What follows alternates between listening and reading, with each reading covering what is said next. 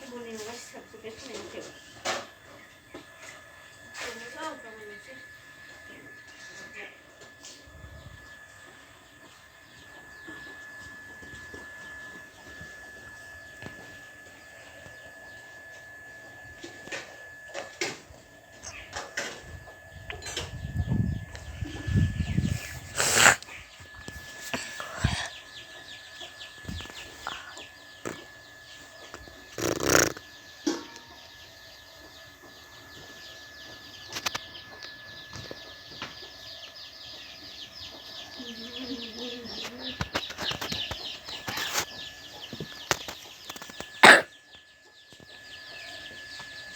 기가 또 온다나 기야.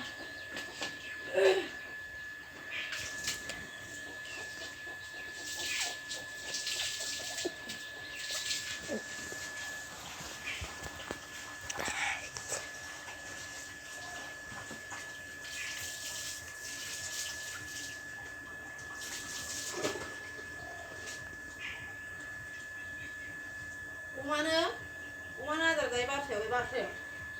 야, 내가 다시 그는 다른 그냥 거기 오메라는 섞어서 지금 그게요.